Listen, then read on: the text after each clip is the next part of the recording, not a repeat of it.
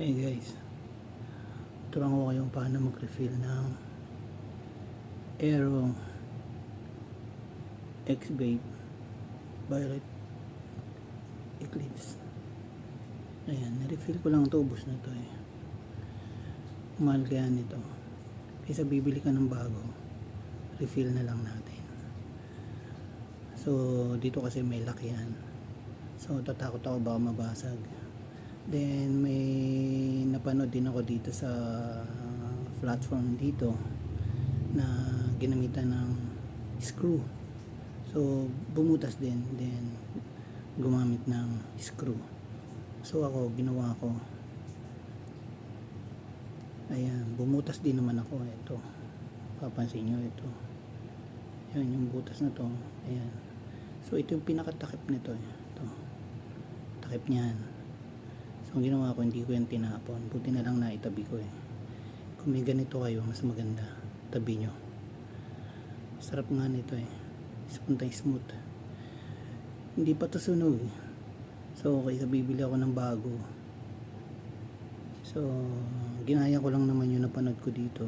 Then ayun nga, ayun oh, butas.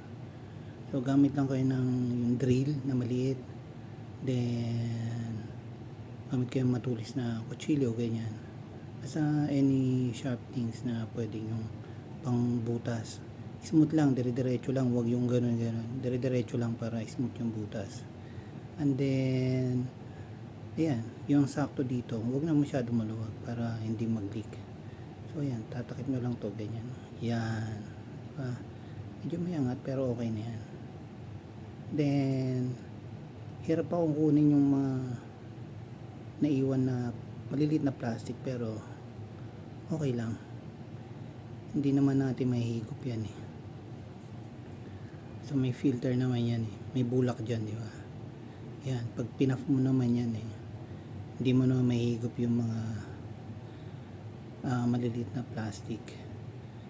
Ginawa ko kasi nung una dito, naglagay ko ng konti, tapos tinapon ko, may naiwan pa din. Sayang yung juice, kaya hindi ko na ginawa ulit. So try natin mag-refill.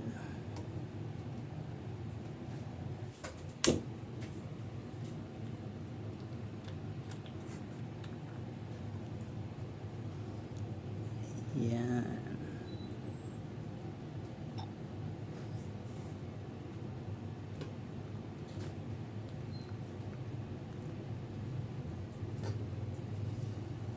Yan, balik natin takip.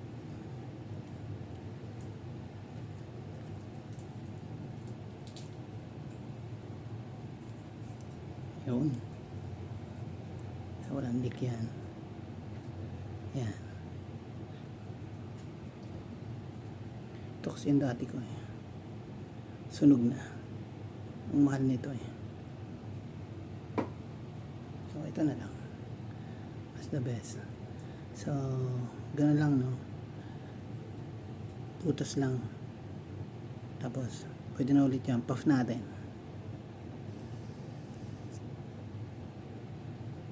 Yan.